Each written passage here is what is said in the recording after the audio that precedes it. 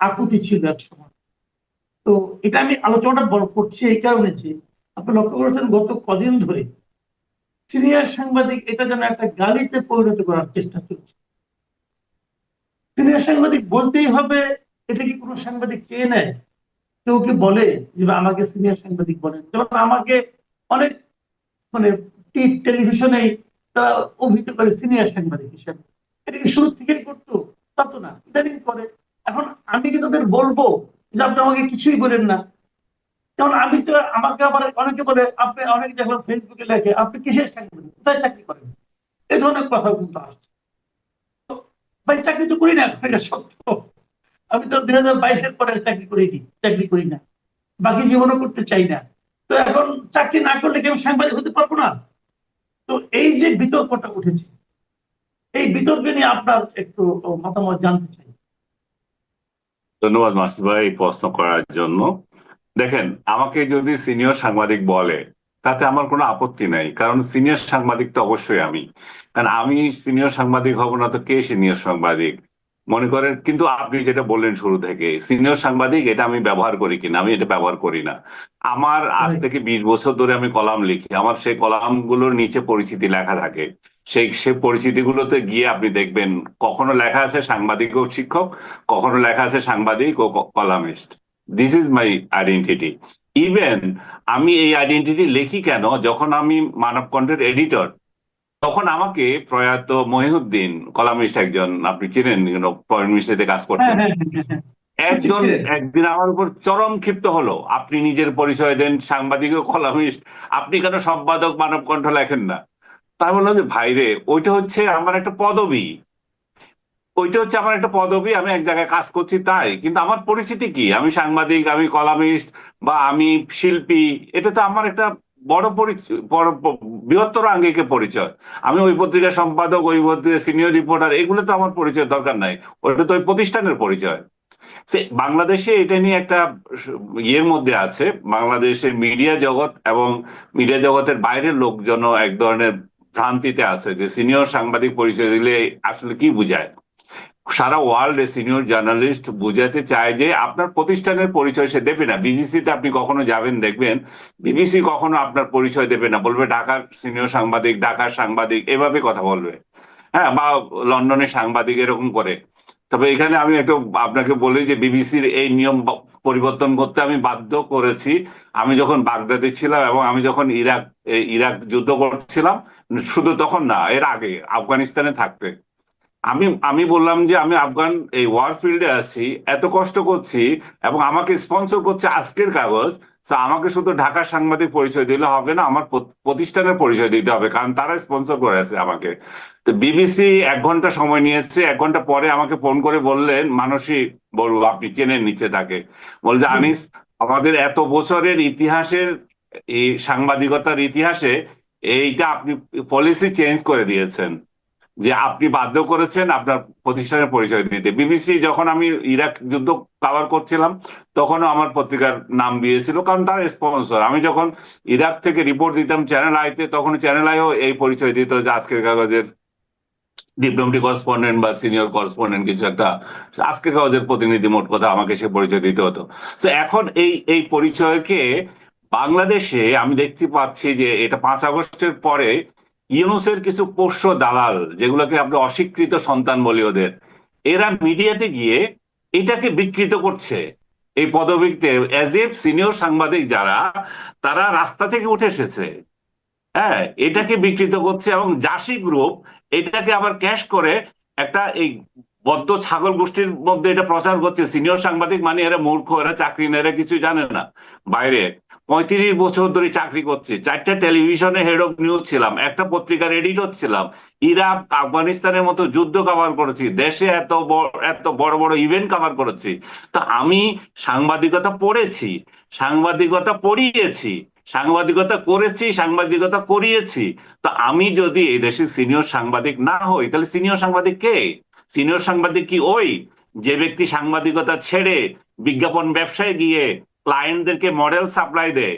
সে কি সিনিয়র সাংবাদিক? সে তো সিনিয়র সাংবাদিক দাবিও করতে পারে না, সে সাংবাদিকই দাবি করতে পারে না। তো এরকম, আমি পটল ব্যবসায়ী কি সিনিয়র সাংবাদিক? সে তো না। কিন্তু এরা কিংবা বেকার বেকার ব্যারিস্টার, সেও এসে এখন টেলিভিশনে কথা বলে টক শোতে। এরা আবার কটাক্ষ করে যে আনিস আলমগীর ভাই, আপনি কোথায় চাকরি করেন? আমি চাকরি কোথায় করি? সেটা তো করার দিন শেষ। আমি তো এখন অবসর টাইম এনজয় করছি এবং বেকারত্ব নিয়ে থাকছি মনে করো। কারণ তোমরা এমন একটা স্বাধীনতা দিয়েছো যে মিডিয়াতে চাকরি করা যাচ্ছে না। তো এমন একটা দিনে যেদিন চাকরি করার সুযোগ হবে সেদিন হয়তো চাকরি করব, কিন্তু এমন তো নয় যে চাকরি ছেড়ে দিয়ে, প্রফেশন ছেড়ে দিয়ে অন্য কোথাও চলে গিয়েছি, আলু পটল ব্যবসাতে চলে গিয়েছি। বেকারত্বের দিনগুলো তো সাংবাদিকতাতেই আছি। সো আমাদেরকে এটা কটাক্ষ করার জন্য এগুলো করে। সো আমি এটা খুব গায়ে লাগে না, but I know who I am. আমার এগুলো গায়ে লাগে না, কিন্তু আপনার এখানে আজকে বলতে হলো এই জন্যই যে সাধারণ কিছু মানুষের মধ্যে একটা যে কনসেপশন তৈরি হয়েছে, সিনিয়র সাংবাদিক মানে হচ্ছে যে ওরা কিছু জানে না। আমি একজনকে বলতে দেখলাম এরা এমন সব বয়ান তৈরি করে, ভুল তথ্য দেয়, অমুক তমুক। ভাই আমি আমার জীবন, আমি অন্যের কথা দায়িত্ব নিব না। আমার জীবনে জ্ঞাতসারে আমি কোনো ভুল তথ্য দিই নাই। আমার একটা তথ্য নিয়ে ইউনুসের 2 দালাল এবং প্যারিসে পলাতক পাখি বীর্যে জন্ম নেওয়া এক ইউটিউবার, সে এটা নিয়ে বিরাট একটা আর্টিকেল করেছে। আনিস আলমগীর বলেছিল যে 2 কোটি আওয়ামী লীগ গৃহহারা। এটা নিয়ে বিরাট কাহিনী বানিয়েছে। এরা রোহিঙ্গা বা শরণার্থী এবং ইন্টারনালি ডিসপ্লেস পিপল কি সেই সংজ্ঞাটুকু জানে না। ইন্টারনালি ডিসপ্লেস পিপল আজ 1 কোটি, 1.5 কোটি, 2 কোটি পর্যন্ত তো ছিল এবং এখনো তো আছে। আমি আওয়ামী লীগ করে এই জন্য বাড়িতে যেতে পারে না। এরা অন্য জায়গায় বাড়ি বাড়ি করেছে। ঢাকার লোক সিলেটে আছে, সিলেটের লোক ঢাকায় আছে, এরকম সারা বাংলাদেশে আছে। আমার পরিবার থেকে 2 জন ব্যক্তি বাইরে চলে গেছে, দেশের বাইরে চলে গেছে। তো আমি আর কাকে উদাহরণ দেব? তো আমি এটা হচ্ছে যে আপনার তথ্য নিয়ে আপনি চ্যালেঞ্জ করতে পারেন, তারা তথ্য নিয়ে চ্যালেঞ্জ করছে, তারা করুক, কিন্তু অজ্ঞাতসারে করেছে। এখন আপনার অভিমত নিয়ে তার কেন চুলকানি লাগবে? আপনার অভিমত আপনার অভিমত।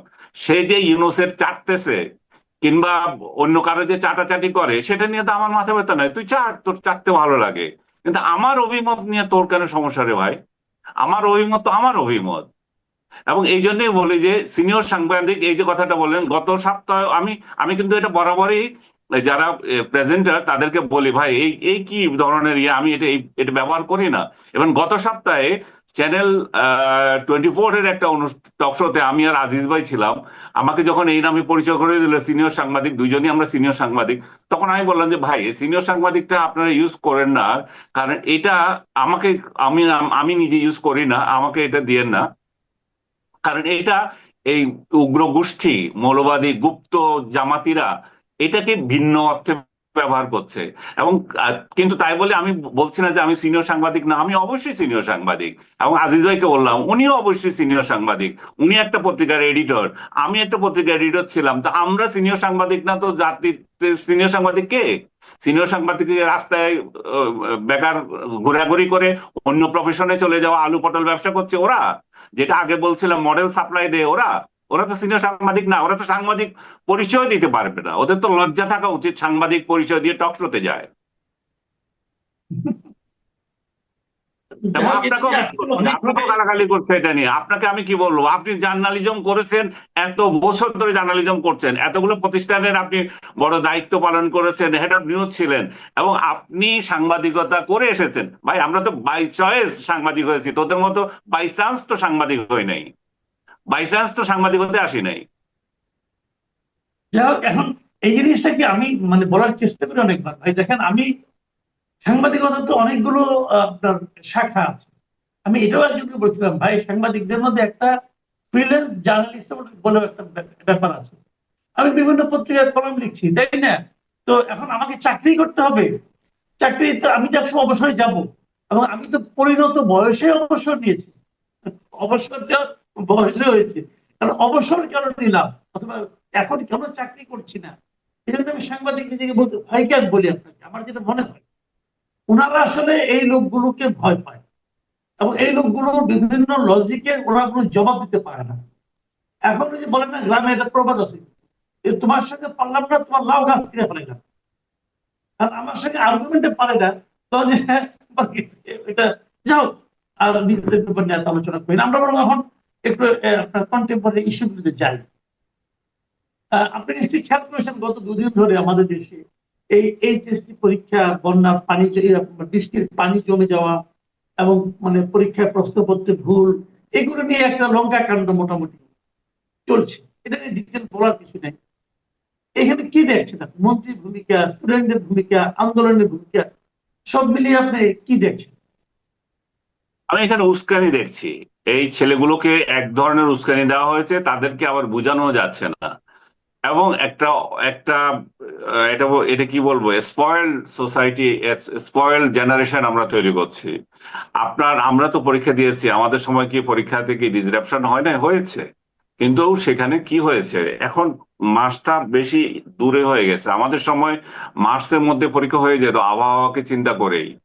জানুয়ারি থেকে মার্চের মধ্যে পরীক্ষা হতো, এখন এটা জুলাইতে হচ্ছে। জুলাইতে একটা বৃষ্টির সময়। এটা এক ধরনের বেকুবি হচ্ছে যে জুলাইতে আপনারা বারবার এই সময়টাতে কেন পরীক্ষা নিয়ে আসতেছেন। বাট নানা কারণে, যেহেতু এই, বাংলাদেশে একটা অস্থিতিশীল পরিবেশ ছিল, নানা কারণে শিক্ষা পিছিয়েছে, জুলাই এসছে। তো যেটা করা দরকার ছিল যে এই বন্যার মধ্যে যে পরীক্ষাগুলো আপনার নিয়ে তারা, এটা অমানবিক, এটা এটা মেনে নেওয়া যায় না।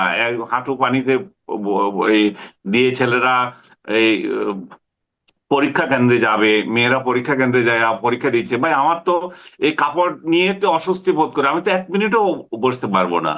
এটা এই ছেলে মেয়েরা তো পরীক্ষা দিচ্ছে, পরীক্ষা তো একটা হেলা হেলা ফেলার বিষয় না। তো এটা এটা সিরিয়াসলি নেওয়া উচিত ছিল, এবং মন্ত্রী এটা সিরিয়াসলি নেন নাই। বা উনি যদিও বলছেন যে না, আমি আমি অন্যদের সাথে আলাপ করেছি, আমার তো শুধু একা দায়িত্ব ছিল না, সেটা ওনার সাফাই হতে পারে।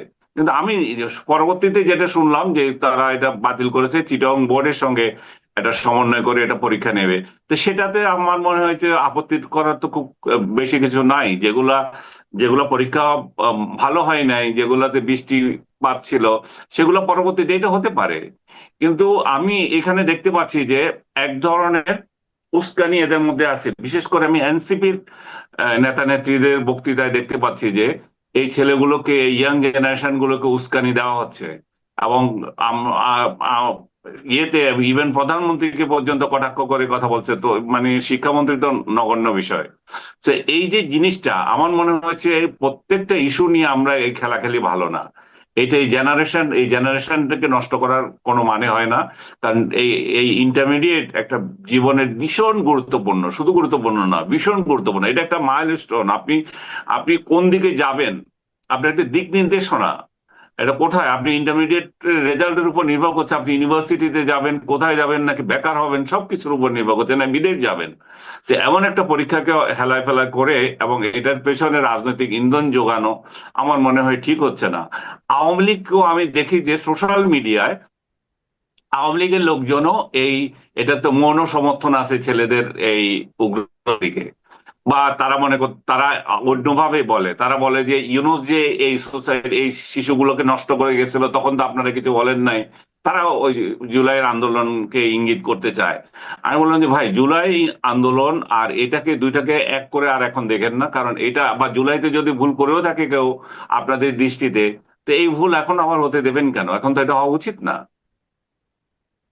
না, এখানে আপনি আরেকটা জিনিস খেয়াল করেছেন, এই যে আমাদের যারা নাকি স্টুডেন্ট যারা আছে, অথবা স্টুডেন্টের মতো যারা দেখতে, মানে ওই বয়সী, তাদের মুখের ভাষা, আচার আচরণ, এখানেও কিন্তু আমার কাছে খুবই, আমি কিন্তু আতঙ্কিত আমাদের নেক্সট জেনারেশনকে নিয়ে। তাদের এর কেমন শিক্ষা? আজকে দেখলাম যে একটা ছেলে একজন বয়স্ক লোককে লাথি দিচ্ছে।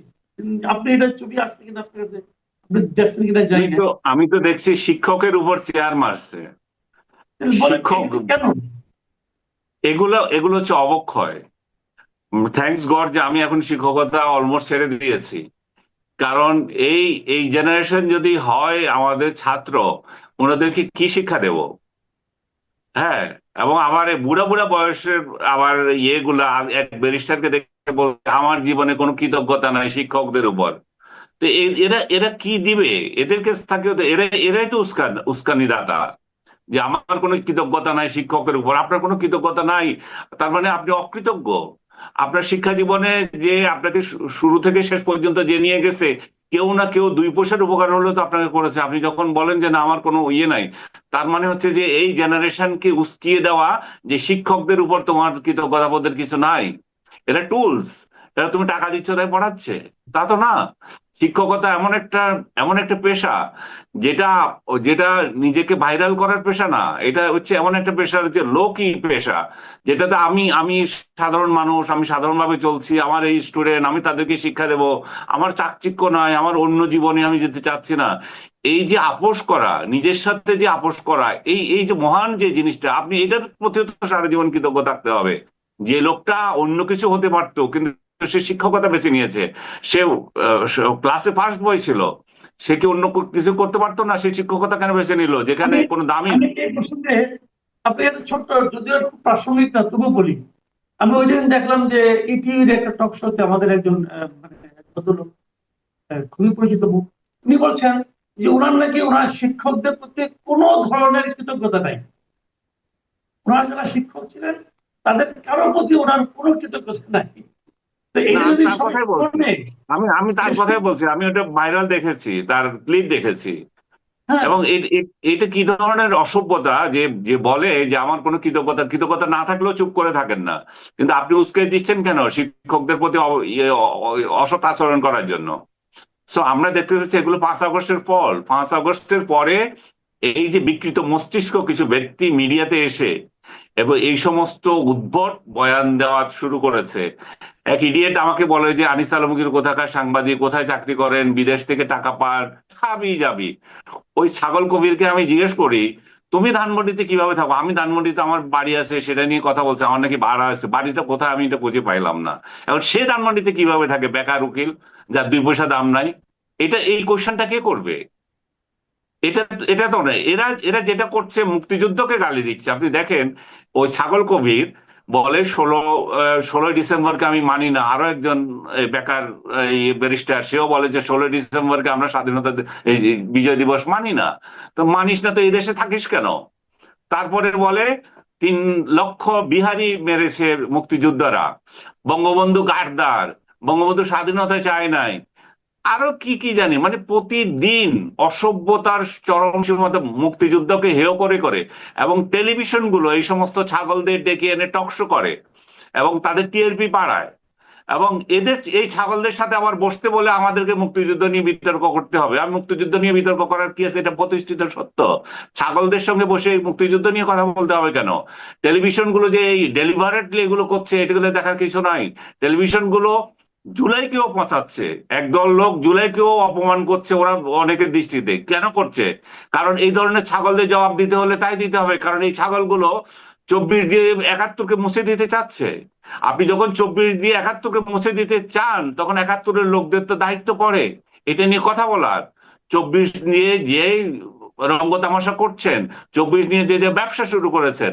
আজকে একটা কার্টুন দেখেছিলাম আমি, গতকাল একটা কার্টুন দেখেছি আমি, মেহেদী আঁকা, নিউ এজ কার্টুনিস্ট, অসাধারণ একটা কার্টুন এঁকেছে। দেখা যাচ্ছে সেই, আপনি দেখেছেন কিনা জানি না, এই যে আবু সাইদের একটা কার্টুন, 2 হাত প্রসারিত করে দাঁড়ানো, নিচে আগুন জ্বলতেছে, দেশটা জ্বলতেছে, আর এক হাতে এই যে মব বাহিনী অত্যাচার অনাচার সেই চিত্র, আরেক হাতে লুটপাটের চিত্র, এবং মাঝখানে মৌলবাদীরা উকি দিচ্ছে। এই যে একটা 2 বছর যাওয়ার পর বাংলাদেশ যে কি পেয়েছে, একটা কার্টুনে পুরোটাই তুলে ধরতে চেয়েছিল। কিন্তু এই কার্টুনগুলো কেন হচ্ছে তাহলে? তার মানে হচ্ছে যে এই জুলাইকে কারা অপমান করছে? জুলাইকে অপমান করছে তারাই, যারা মুক্তিযুদ্ধকে হেয় করতে চাচ্ছে এবং যারা এই ধরনের বয়ান দিচ্ছে যে মুক্তিযুদ্ধ মানি না, বঙ্গবন্ধু মানি না, এবং জাতীয় সঙ্গীত বাজতে এরা বসে থাকে নির্লজ্জের মতো। যে দেশে জাতীয় সঙ্গীত বাজতে বসে থাকে, এরা নাকি আবার বুদ্ধিজীবী, এরা আবার টকশোতে যায় এবং এইগুলা রাষ্ট্র সহ্য করতেছে। আর জুলাই নিয়ে কিছু বললে বলতেছে এদের জিপ কেটে দাও। জিপ কেটে কিভাবে দেবেন? কারণ আপনি জুলাই নিয়ে বলার জন্য তো এগুলোই তৈরি করছেন, এবং জুলাইকে তো অপমান এদের দ্বারাই করতেছেন আপনি। এগুলো এদেরকে দেখার পর এরা যদি জুলাইয়ের পোস্টার বয় হয়, এরা যদি জুলাইয়ের পোস্টার বয় হয়ে 71কে এইভাবে অপমান করে, তো তাহলে 71 বিশ্বাসী লোকজন জুলাইকে কিভাবে নেবে? জুলাইকে কিভাবে শ্রদ্ধা করবে? এই জায়গায় তো একটা বিরাট বিভক্তি তৈরি করছে এরা। জি। আমি অনুষ্ঠানের একদম শেষ পর্যায়ে চলে এসেছি। আহ, যে প্রশ্নটা করতে চাই, আমাদের প্রধানমন্ত্রী তারেক রহমান উনি একটা কথা বলেছেন যে তার সরকার কোন ধরনের চরমপন্থা বা উগ্রবাদকে প্রশ্রয় দেবে না। প্রধানমন্ত্রীর মুখ থেকে এ ধরনের কথা আসা মানে নিশ্চয়ই কি এ ধরনের কোনো আশঙ্কা তৈরি হয়েছে দেশে, নাকি উনি এটা কেন বলেন বলে আপনার মনে হয়?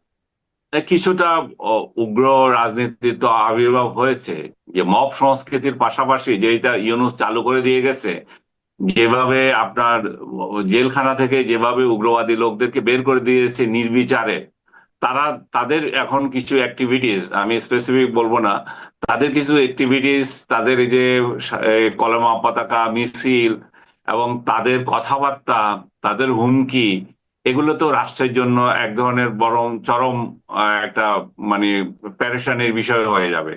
এবং নন অ্যাক্টর এগুলো যারা আছে তাদেরকে তাদেরকে কিভাবে রাষ্ট্র নিয়ন্ত্রণ করবে, এখন তো রাষ্ট্রের এটা দায়িত্ব হয়ে যায়। কারণ এই রাষ্ট্র তো শুধু নিজে নিজে সবকিছু করতে পারে না, তার নিয়ন্ত্রণ, তার উপর দৃষ্টি বহির্বিশ্বের এবং এগুলো আছে। এবং এই এই ধরনের উগ্রপন্থা যদি বেড়ে যায় দেশের মধ্যে, ব্যবসা বিনিয়োগ এমনিতে তো 12টা বেজে আছে মব সংস্কৃতির জন্য, ইউনূস যেটা চালু করে দিয়ে গেছে, তো কেউ বিনিয়োগ করছে না, দেশের মধ্যে কোনো বিনিয়োগ নাই, চাকরি হারা লক্ষ লক্ষ লোক। তো এইভাবে যদি হতে থাকে তাহলে তো বাংলাদেশের ভবিষ্যৎ অন্ধকার। প্রধানমন্ত্রী যদি এই বিষয়ে বিশেষ দৃষ্টি দিবেন বলেন এবং সংসদে দাঁড়িয়ে বলেন, তাহলে তো আমরা এটাকে সাধুবাদ জানাই। জি, অনেক ধন্যবাদ জনাব আনিস আলমগীর। প্রিয় দর্শক, আপনারা শুনলেন আনিস আলমগীরের স্ট্রেট কাট কথাবার্তা। আপনারা নিশ্চয়ই খেয়াল করেছেন ওনার নিজের যে ফেসবুক পেজে যখন পোস্ট দেন কোনো বিষয়ে, নিচে লেখা থাকে আউটস্পোকেন আনিস আলমগীর। তো ওনার এই লেখার সঙ্গে ওনার বক্তব্য নিশ্চয়ই আপনি মিল খুঁজে পাবেন। আমার পেজটা ফলো করতে বলেন। আপনার এই এই সানসে আমি এটা দিয়ে একটু শুরু করি যে এই যে সফরটি হচ্ছে না, আপাতত হচ্ছে না, এটির কারণ কি এবং এটি না হওয়ার কারণে গঙ্গার পানি বন্টন চুক্তি না হওয়ার যে একটি অনিশ্চয়তা ছিল সেটি আরো তীব্র হচ্ছে কিনা সেই পার্টটাই পরে আসছে। আগে তারেক রহমান সাহেবের কেন ভারত সফরটি পিছিয়ে যাচ্ছে বা হচ্ছে না? পান্না ভাই, আপনাকে আবারও আমি ধন্যবাদ জানাচ্ছি আমাকে যুক্ত করার জন্য। আমি সবসময় বলেছি, আর একটি ইন্টারভিউতে আমি বলেছিলাম যে এই গঙ্গা পানি বন্টন চুক্তি নবায়ন একটি অত্যন্ত গুরুত্বপূর্ণ বিষয় আমাদের জন্য। এবং আপনি যে রিপোর্টের কথা বললেন ওটা আমিও দেখেছি এবং এটি আসলে খুব উদ্বেগজনক। এই রিপোর্টটি পড়ার পর আমার মনে হয়েছে, দেখার পর আমার মনে হয়েছে যে বা বোধহয় এটি নবায়ন 31শে ডিসেম্বরের ভিতরে আর হচ্ছে না। এর অনেকগুলো দৃশ্যমান কারণ আমি দেখতে পাচ্ছি, ওখানেও আছে, ওই রিপোর্টেও দু একটি আছে। সাথে আমি আরো দু চারটি কথা বলতে চাই যে এ ধরনের একটি গুরুত্বপূর্ণ চুক্তির জন্য একজন প্রধানমন্ত্রীর সফর গুরুত্বপূর্ণ। এরকম স্টেট লেভেল ভিজিটেই এই ধরনের গুরুত্বপূর্ণ চুক্তি সম্পাদিত হয়। এবং যদি উনি না যান ডিসেম্বরের ভিতরে, তাহলে তো এমনিতে নবায়ন হবে না। Number one. নাম্বার টু, যেটি আরো আমার কাছে, আমি জানতাম না বিষয়টা, যে চুক্তি হবে না ধরে নিয়ে যে আরেকটি চিঠি পাঠানো হয়েছে যেখানে ভারতকে অনুরোধ করা হয়েছে যদি চুক্তি নবায়ন না হয় তাহলে যেন বর্তমান চুক্তিটি কন্টিনিউ করতে পারে। কিন্তু বর্তমান চুক্তি তো 31শে ডিসেম্বর অটোমেটিক্যালি এটা নাল অ্যান্ড ভয়েড হয়ে যাবে। এই দুটি তো ওই সংবাদ নিউজেই আছে। আমি আরেকটি কথা বলবো যে এই ধরনের চুক্তি করার জন্য যেটি দরকার হয়, পলিসি লেভেলে অনেকগুলো ভিজিট হয়। 1996 সালে ভারতে বাংলাদেশ হাই কমিশনের ফার্স্ট সেক্রেটারি দায়িত্ব ছিলেন, খুবই গুরুত্বপূর্ণ একটা দায়িত্বে। এবং আমি যত জানি যে ওই চুক্তি মানে বাংলাদেশ ভারতের মধ্যে গঙ্গার পানি বন্টন চুক্তি যে সম্পাদন হলো সেই সম্পাদন প্রক্রিয়ার সঙ্গে আপনি ওতপ্রোতভাবে জড়িত ছিলেন। আপনি যদি এই মধ্যে উল্লেখ করলেন যে দফায় দফায় কিভাবে আলোচনা, সমঝোতা, বৈঠক, সেটির ধারাবাহিকতা কি এখন রক্ষা করা যাচ্ছে? মোটেই নাই। এটাই তো আমি বললাম যে ওটার কোনো ধারাবাহিকতা তো নাই। শুধু একটি মিটিং এর কথা আমি জানি, 21 থেকে 23শে মে কলকাতায় একটি মিটিং হয়েছিল টেকনিক্যাল পর্যায়ে, যেখানে আমাদের যে জেআরসি যিনি বর্তমান মেম্বার আছেন তিনি সহ কলকাতা মিশনের কিছু মধ্যম সারির অফিসাররা ওখানে অংশগ্রহণ করেন। অথচ if we compare with this kind of meetings in 1996, সেই মিটিংয়ে নেতৃত্ব দিতেন আমাদের এডিশনাল ফরেন সেক্রেটারি আহমেদ তারিক করিম, পরে উনি ভারতে হাই কমিশনারও হন, এবং ওনার সাথে ছিলেন একজন সিনিয়র মহাপরিচালক পররাষ্ট্র মন্ত্রণালয়ের। তারপর ডক্টর আইনুন নিশাত সাহেব ছিলেন JRC member. It was a very high profile, highly qualified technical team. তারা অনেকবার মিটিং করেছে। কম্পেয়ার টু দ্যাট মিটিং, কলকাতায় যেটি হয়েছে, জেআরসির একজন মেম্বার ছিলেন, কিন্তু সাথে যদি আপনি ফরেন মিনিস্ট্রির ইনভলভমেন্ট দেখেন, সেখানে জাস্ট মধ্যম শ্রেণীর এই ডাইরেক্টর লেভেলের কর্মকর্তারা সেখানে উপস্থিত ছিল। তার মানে যে টেকনিক্যাল লেভেলে আমরা এই ব্যাপারটা অতটা গুরুত্ব সহকারে দেখছি না। আর পলিটিক্যাল লেভেলে যেটা তো আমি বললামই, তখন পররাষ্ট্রমন্ত্রী ছিলেন আমাদের আব্দুল সামাদ আজাদ স্যার, পানি সম্পদ মন্ত্রী ছিলেন আমাদের আব্দুল রাজ্জাক স্যার, দুজনই প্রয়াত। এবং ওনারা যে কতবার ভিজিট করেছেন, শুধু তাই না, তখন পশ্চিম বাংলার মুখ্যমন্ত্রী ছিলেন জ্যোতিবাবু, এবং ওনারা প্রতিবার পশ্চিম বাংলা যেতেন, জ্যোতিবাবুর সাথে মিটিং করতেন। এবং ওখানে ডেপুটি সিএম ছিলেন বুদ্ধদেব ভট্টাচার্য, উনি জ্যোতিবাবুর পরে আবার চিফ মিনিস্টার হন। এদের সাথে একাধিক মিটিং করতেন। তারপর বিভিন্ন বিরোধী রাজনৈতিক দলের সাথে মিটিং করতেন, যাতে কেউ যাতে এটার বিরোধিতা না করে। প্লাস থিঙ্ক ট্যাঙ্ক, এবং আপনি যদি দিল্লির থিঙ্ক ট্যাঙ্ক দেখেন, সিপিআর বলে, সেন্টার ফর পলিসি রিসার্চ, এখানে কিন্তু মোস্টলি যারা ভারতের রাষ্ট্রদূত ছিল বাংলাদেশে, এদের অনেকেই কিন্তু এটির member. They also played a very important role, এবং তাদেরকে কনভিন্স করার কারণে তারা ইন্ডিয়ান পলিটিশিয়ানসদেরও, পলিসি মেকার যারা আছে, তাদেরকেও তারা কনভিন্স করতে, no we should go for an agreement this time. So এটি একদমই আমি লক্ষ্য করছি না। শুধু একবার দেখলাম যে আমাদের পররাষ্ট্রমন্ত্রী ভারতে গিয়েছিলেন, এটির খবর এসেছিল, আপনারা এটার উপরে কন্টেন্ট করেছেন। আর আরো কিছু বিষয় বলবো যে সরকার বোধহয় কেন এতটা উদাসীন কিংবা অতটা গুরুত্ব দিচ্ছেন না এ ধরনের চুক্তি করার জন্য। আপনারা জানেন যে পররাষ্ট্রমন্ত্রী তো আমাদের জাতিসংঘ সাধারণ পরিষদের প্রেসিডেন্ট হিসেবে এখনো বোধহয় নিউ ইয়র্কে আছেন, এবং আগামী ডিসেম্বরের মাঝামাঝি পর্যন্ত উনি ব্যস্ত থাকবেন। তার মানে he is out from this negotiations. তারপরে যেটা আপনি একটা কন্টেন্ট করেছেন কয়েকদিন আগে, যে পররাষ্ট্র মন্ত্রণালয়ে অস্থিরতা নিয়ে, এবং যেটি আমরা শুনছি যে এখন যিনি রাষ্ট্রদূত আছেন রিয়াজ হামিদুল্লাহ, উনি একসময় দিল্লিতে, আমার মনে হয় যে আমার মধ্যে ফার্স্ট সেক্রেটারি ছিলেন, এবং উনি কিন্তু দিল্লিতেই পড়াশোনা করছেন, দিল্লিতে না, আলিগড় মুসলিম ইউনিভার্সিটি ইকোনমিক্সে, এবং উনি কিন্তু বেস্ট টপার। তাকে শুনছি যে তাকে নাকি ওখান থেকে সরিয়ে জেনেভাতে বদলি করা হচ্ছে। এখন যে রাষ্ট্রদূত, এই ধরনের গুরুত্বপূর্ণ সময় যদি কাউকে বদলি করা হয়, তাহলে আমরা কতটা এই নবায়নের ব্যাপারে গুরুত্ব দিচ্ছি। এবং আপনি যদি আরেকটি বিষয় যদি লক্ষ্য করেন, আমরা শুনছি যে তার জায়গায় একজন যাবেন। কবে যাবেন এখনো ঠিক হয়নি কে যাবেন। যখনই যান, it will take few months for him to be effective, for him to know the politicians, to know the bureaucrats, to really make an impact. So এই ডিসিশনগুলো আমার মনে হচ্ছে যে এই সবগুলো মিলিয়ে মনে হচ্ছে যে আসলেই আমরা অতটা সিরিয়াসলি এই বিষয়টি দেখছি না। কিন্তু আমি মনে করি যে গঙ্গা চুক্তি অত্যন্ত গুরুত্বপূর্ণ একটি ইস্যু। আমরা তিস্তা প্রজেক্ট নিয়ে ব্যস্ত আছি, কিন্তু আপনি আপনারা রাজশাহী গেছেন কিনা আমি জানি না। আমি রাজশাহীতে পড়াশোনা করতাম এক সময়, গঙ্গা চুক্তির আগে 80-র দশকে। আপনি যদি রাজশাহীতে বাইরে যেতেন, বাইরে থেকে ফেরত আসতে যখন থুতু ফেলতেন, কয়লার মধ্যে কালো থুতু বেরোতো। এটি কিন্তু এই চুক্তির পরে কিন্তু Rajshahi is now one of the beautiful cities in the country. এই পদ্মার পারে কত ইকোনমিক অ্যাক্টিভিটিস এখন হচ্ছে, হোটেল হয়েছে, রেস্টুরেন্ট হয়েছে, লোকজন ঘুরতে যায়। তো এই বিকজ আমরা কিছুটা হলেও পানি পাচ্ছিলাম এই চুক্তির মাধ্যমে, এবং সাথে তো ইরিগেশন তো আছে ডাউন স্ট্রিমে। আমার প্রশ্ন হচ্ছে যে বাংলাদেশের পক্ষ থেকে এক ধরনের উদাসীনতা কাজ করছে, বা আপনি যেটা বললেন যে এক ধরনের লেস ইম্পর্টেন্স দেওয়া হচ্ছে কিনা আমরা জানি না, তবে যেই কার্যবিধি আমরা দেখছি, গতি প্রবাহ, তাতে মনে হচ্ছে খুব বেশি গুরুত্ব পাচ্ছে না। আমি যদি পাল্টা প্রশ্ন করি যে ভারতের পক্ষ থেকে এখন জটিলতাগুলো কোথায়? সেটা আপনারাও হয়তো জানেন যে তারা মনে করেন যে আমাদের প্রধানমন্ত্রী লন্ডন থেকে ফিরে আসা থেকে শুরু করে তার নির্বাচনে অংশগ্রহণ এবং জয়লাভ, এসবে ভারত হয়তো একটা পজিটিভ রোল প্লে করতে পারে। নট অনলি দ্যাট, যে বেগম জিয়ার জানাজায় কিন্তু ভারতের পররাষ্ট্রমন্ত্রী এসেছিলেন, এবং প্রধানমন্ত্রী সোয়ারিং সেরিমনিতে তাদের যে প্রোটোকলে 3rd অথবা 4th প্রেসিডেন্ট, ভাইস প্রেসিডেন্ট, প্রধানমন্ত্রীর পরে স্পিকার, উনি কিন্তু এসেছিলেন, এবং সেখানে এসে কিন্তু উনি ভারতের প্রধানমন্ত্রীর তরফ থেকে দাওয়াতপত্র দিয়েছিলেন। ভারতে ভিজিট করার জন্য। তো তাদের একটা এক্সপেকটেশন ছিল যে আমরা তো বা অনেক কিছুই তো আসলে করলাম, তো আশা করি আমাদের সম্পর্কের উন্নতি হবে। কিন্তু নির্বাচনের পর হয়তো বা ভারতের এই থিঙ্ক ট্যাঙ্ক মনে করছে যে যতটা তারা আশা করেছিল সেটি হচ্ছে না। ফ্রাস্ট্রেশন করে এখান থেকেই।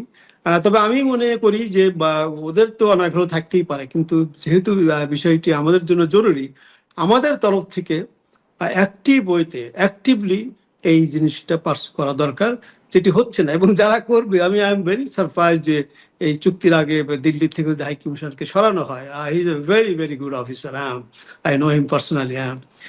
এবং নতুন একজন যাবে, সে তো কুল কিনারাও পাবে না।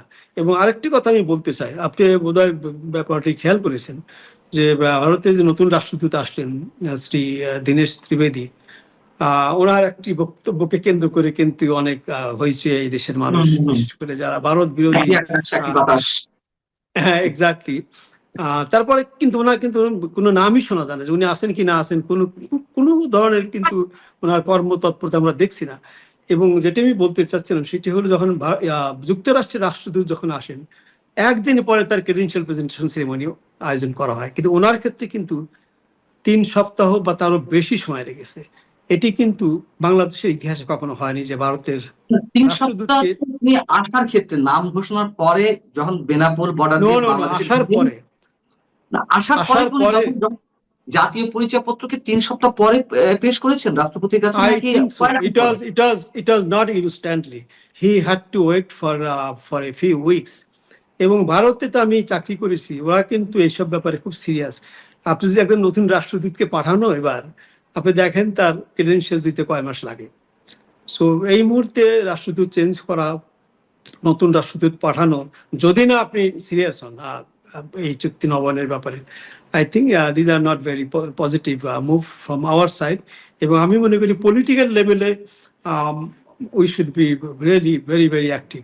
আর এখানে ভারতের সাথে সম্পর্কের ব্যাপারে আমি মনে করি যে সরকারের চেয়েও, কোনো মন্ত্রীর চেয়েও, যে শীর্ষ পর্যায়ে জানাশোনা, বিশ্বাস, একে অপরের প্রতি বিশ্বাস, এটি অত্যন্ত গুরুত্বপূর্ণ। আমি এই একটি ইতিহাস বলি আপনাকে। আপনি জানেন যে এটি নিয়ে 3টি চুক্তি হয়েছে এই গঙ্গার উপরে। প্রথমটা বঙ্গবন্ধু 1974 সনে, দ্বিতীয়টি প্রেসিডেন্ট জিয়াউর রহমান 1977 সনে করে, এবং তৃতীয়টি হলো 96 প্রধানমন্ত্রী শেখ হাসিনা করেন। আমি যখন পোস্টেড ছিলাম তখন ফারুক সুমন আমার রাষ্ট্রদূত ছিলেন। উনি আমাকে সব জায়গায় নিয়ে যেতেন, যে কোনো মিটিংয়ে, যার সাথেই হোক না কেন। একবার আমরা এই গঙ্গা চুক্তি নিয়ে একটি মিটিংয়ে গিয়েছিলাম সাউথ ব্লকে। সেই মিটিংয়ে গিয়ে আমরা পানির কথা বলতেই পারলাম না। আমরা পানির কথা বলতেই তারা আমাদের কোথায় কোথায় কতগুলো এই ইনসার্জেন্টদের বা যারা ক্যাম্প আছে সেগুলো আমাদের ফ্রিজতে দিলেন, যে এগুলো যে বাংলাদেশ না করে এটা কোনো সহযোগিতা, কোনো কিছু করা সম্ভব না। ফেরত আসার সময় উনি আমাকে একটা কথা বলছিলেন গাড়িতে, যে দেখো, আজ যদি বঙ্গবন্ধু বেঁচে থাকতেন এই পানির জন্য আমাদের দৌড়দৌড়ি করতে হতো না।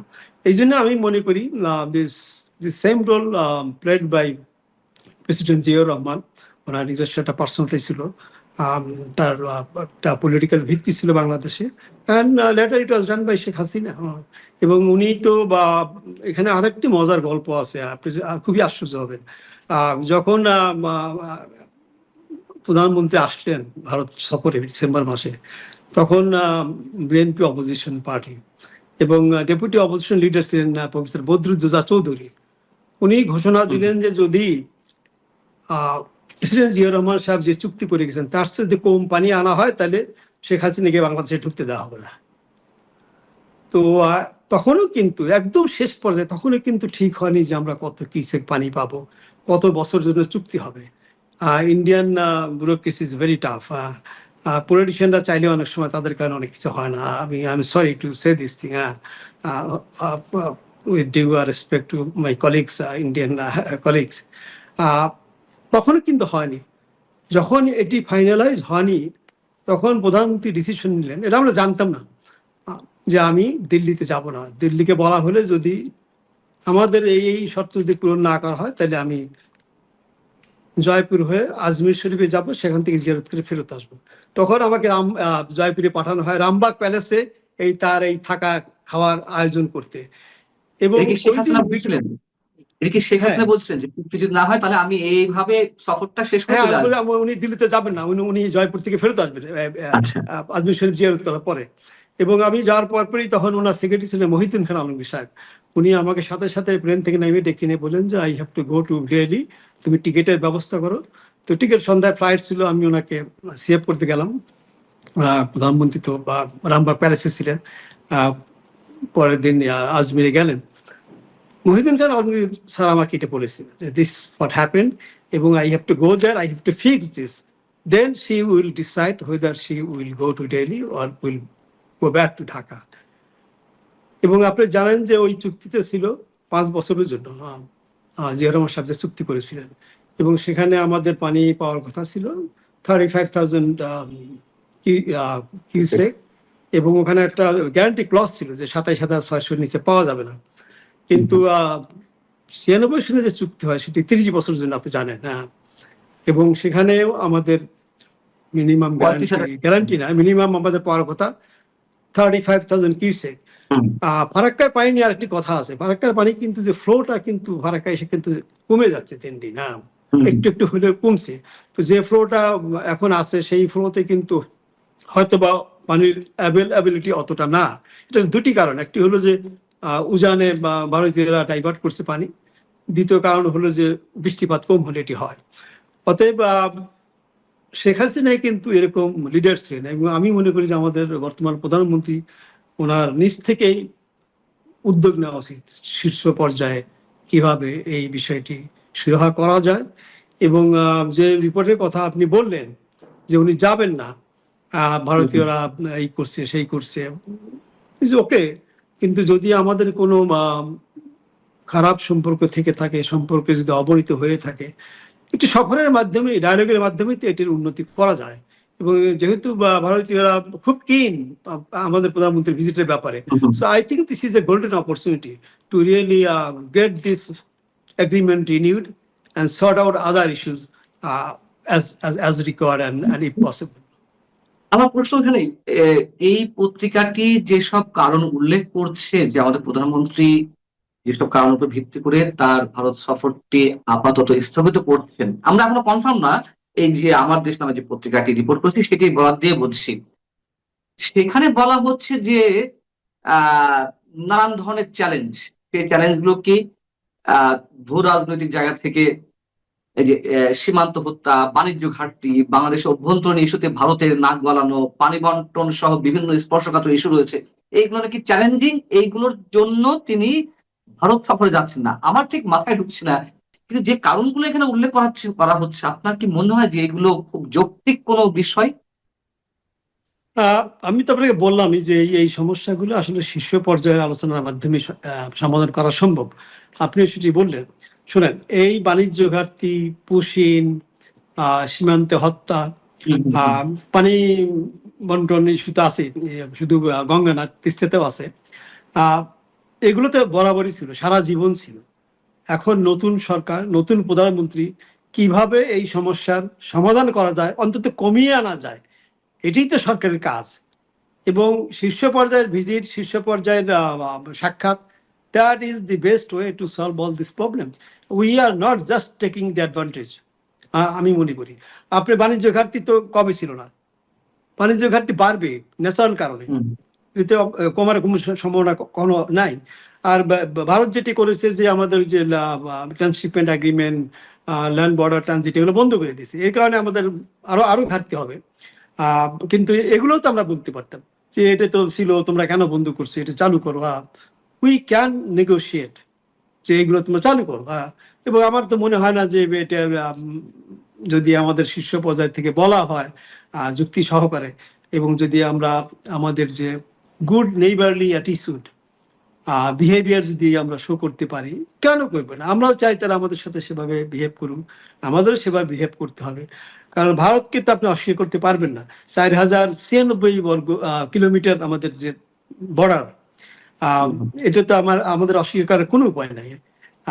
এগুলো স্বীকার করেই কিভাবে আমাদের সম্পর্কের উন্নয়ন হতে পারে, কিভাবে আমরা দুটি দেশ একই সাথে উন্নতি করতে পারি, আহ, এই জিনিসটি আমি মনে করি যে আসলেই সুরাহা করা দরকার, এবং এটি করার জন্য শীর্ষ পর্যায়ে যোগাযোগ অত্যন্ত জরুরি এবং কার্যকরী।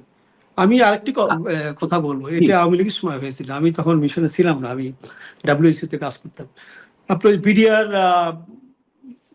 বিডিআর এবং বিএসএফ যে একটা কনফ্লিক্ট হয়েছিল, ফাইট হয়েছিল, সেখানে কিন্তু অনেক বিএসএফ এর সঙ্গে কিন্তু মারা গিয়েছিল। কিন্তু এই যে ফজলুর রহমান সাহেব, যিনি বিডিআর হত্যাকাণ্ডের কমিশনের চেয়ারম্যান ছিলেন, he was DG BDR that time.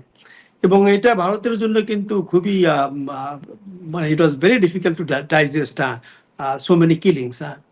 তখন আমাকে তদানীন্তন রাষ্ট্রদূত মুস্তফা ফারুক মোহাম্মদ, মানে আমাদের high commissioner, even first time in the history, এবারও এই আমাদের হাই কমিশনে সামনে বিক্ষোভ হয়েছে, কিন্তু আমার মনে হয় না ঢিলাঢিলি ভাঙাভাঙি হয়েছে। সেবার কিন্তু হাই কমিশনারের রুমে পর্যন্ত কিন্তু তারা অ্যাটাক করেছিল এবং ঢিল মেরে কাঁচ ভেঙে ফেলেছিল। এবং যেটা উনি আমাকে বলেছিলেন যে India decided to bomb the BDR headquarter, মানে ভারতের জনগণের চাপে, বিশেষ করে যারা ডানপন্থী ছিল, তখন কিন্তু শেখ হাসিনা নিজে কিন্তু বাজপেয়ী সাহেবের সাথে কথা বলেছিলেন যে we will look into it, how we can sort it out. এবং সাথে সাথে বাজপেয়ী সাহেব তো ভালো মানুষ ছিলেন, সাথে সাথে উনি দাদন যে আপ কাপ আয়েগা, মানে ভারতে আবার কবে ভিজিটে আসবেন, and that is how it was managed. So আমি মনে করি আমাদের এই ধরনের কোনো পরিস্থিতির সৃষ্টি হয়নি, এবং আমি মনে করি যে অ্যাজ প্রাইম মিনিস্টার আমাদের প্রধানমন্ত্রী তারেক জিয়া অত্যন্ত গুরুত্বপূর্ণ রোল প্লে করতে পারেন। তবে ডেফিনেটলি বিএনপি, জামাত ইসলামী, এই ছাত্রদের দল, আরো ইসলামী দল একসাথে তারা জুড়ে আন্দোলন করেছে। তাদের একটা সে তো থাকতেই পারে, তাদের চাওয়া পাওয়া, তাদের আশা আকাঙ্ক্ষা, এটা তো থাকতেই পারে। এবং এরা তো ধরেন যে কোনো সময় হয়তো বা তারা একটা সরকারের জন্য একটা বিরূপ পরিস্থিতি সৃষ্টি করতে পারে দেশের ভিতরে। তো সব মিলিয়ে আমি মনে করি যে আসলে, আর আরেকটা বিষয় আমার মনে হয় যে জিনিসটা কমপ্লিকেটেড হয়ে গেছে, যে প্রাক্তন প্রধানমন্ত্রী দেশে ফেরার ঘোষণা, এবং উনি যদি ডিসেম্বরে দেশে ফেরত আসেন, তাহলে তো চুক্তি হওয়ার কোনো সম্ভাবনাই নাই। আপনি আগে জুলাইতে কি ছিল যে হাসিনা নামাও আন্দোলন, এবার আন্দোলন আগামী মাস থেকে অলরেডি শুরু হয়ে গেছে, হাসিনা ঠেকাও আন্দোলন। তো আপনি এটি নিয়ে ব্যস্ত থাকবেন, নাকি এরকম substantive issues, Ganges water treaty renewal, এই যে আমাদের যে বাণিজ্য ঘাটতির কথা বললেন, পুশিন, এগুলো নিয়ে ব্যস্ত থাকবেন? আমার মনে হয় এই জন্যই আমাদের প্রধানমন্ত্রীর ভারত সফর অত্যন্ত গুরুত্বপূর্ণ। অনেক কিছু আমি মনে করি, ব্যক্তিগতভাবে মনে করি, অনেক কিছু সমাধান কিন্তু এই ভিজিটের মাধ্যমে হয়ে যেতে পারে, যদি খোলা মনে দুই পক্ষ যদি একসাথে বসে। এটা সম্ভব, কারণ ভারতও ডেফিনেটলি চায় একটি স্থিতিশীল বাংলাদেশ তাদের নিজস্ব স্বার্থে, এটা ভারতও কিন্তু চায়। বাংলাদেশের stability is also important for India. এবং এবং যেটি আমরা আসলে সবসময় আমরা নিজেদেরকে আন্ডারমাইন করছি, আমাদের এবিলিটিকে, ইভেন আমেরিকার ক্ষেত্রেও, Bangladesh is a very important country, strategically located. আমেরিকাকে আমাদের যেমন দরকার, ভারতকে যেমন আমাদের দরকার, চীনকে যেমন আমাদের দরকার, আমাদেরকে ওদের আরো বেশি দরকার। এই স্ট্র্যাটেজিক যে অ্যাডভান্টেজ আমরা কাজে লাগাতে পারছি না, because of the failure of our leadership, because of the, I should say, sometime betrayal of our politicians and civil society, I must say. Bharat কি আপনার মনে হয় যে খুব বেশি বাধা হয়ে দাঁড়িয়ে আছে আমাদের সম্পর্ক উন্নয়নের ক্ষেত্রে? আমি তো সেটি দেখছি না। আপনি যে পুশিনের কথা বললেন, যে সীমান্ত হত্যার কথা বললেন, টু বি অনেস্ট, এই সরকার তো 5 মাস হয়ে গেল, 5 মাসে 1 দিন। তো এই সরকারের সময় তো বোধহয় সবচেয়ে কম হয়েছে। তো যদিও ভারতে পুশিনের অনেক চেষ্টা করা হয়েছে সেখান থেকে। ভারত, আমি মনে করি যে এই সম্পর্কের ক্ষেত্রে বাধা, আমার মনে হচ্ছে আমাদের দেশের ভিতরেই কিছু কিছু গোষ্ঠী আছে, তারা চায় না ভারতের সাথে সম্পর্কের উন্নয়ন হোক, কারণ এই ভারত বিরোধীতেই তাদের মূল রাজনীতির অংশ। সাথে যুক্ত হয়েছে definitely geopolitical interest of some countries, এবং এইগুলো ব্যালেন্স করে প্রধানমন্ত্রী কতটা এগিয়ে যেতে পারেন সেটা আমাদের দেখতে হবে। আমি মনে করি না যে ওই ডিসিশনের কথা বললাম, that was A brilliant decision, go India বা ভুটান, কিন্তু যেটা হয়নি, নিশ্চয়ই কেউ না কেউ তাকে এই ডিসিশন থেকে সরে আসতে বাধ্য করেছে। এবং আপনি যে পত্রিকার কথা বললেন, যে he has very good connections with the government, we all know. এবং নট অনলি দ্যাট, ভারত বিরোধী লবির সাথে উনি কিংবা ওনার পত্রিকা অত্যন্ত ঘনিষ্ঠভাবে জড়িত। এখন যেই নিউজটি এটা কতটা ঠিক আমি জানি না, বাট ওই চিঠির ব্যাপারটা আমার কাছে একটু খটকা লেগেছে, যে এই ধরনের একটা চিঠি লিখেছে যে যদি এটা নবায়ন না হয় তাহলে যেন এটা এক্সটেন্ড করা হয়, এইভাবে যেন চলতে থাকে। So that indicates many thing. এবং যেটি আমি আবারও বলবো যে ফরেন মিনিস্টার থাকবেন না, রাষ্ট্রদূতকে বদলি করার চিন্তা ভাবনা হচ্ছে, নতুন রাষ্ট্রদূত যাবে, কোনো পানি সম্পদ মন্ত্রীদের ভিতরে কোনো সাক্ষাৎ বৈঠক নেই, জেআরসির একটা মিটিং করে শেষ, লো লেভেল মিটিং। এই সব কিছু ইন্ডিকেট করে যে আমরা বোধহয় আসলে এই সম্পর্ক উন্নয়নের ক্ষেত্রে খুব বেশি গুরুত্ব দিচ্ছি না, কিংবা যতটা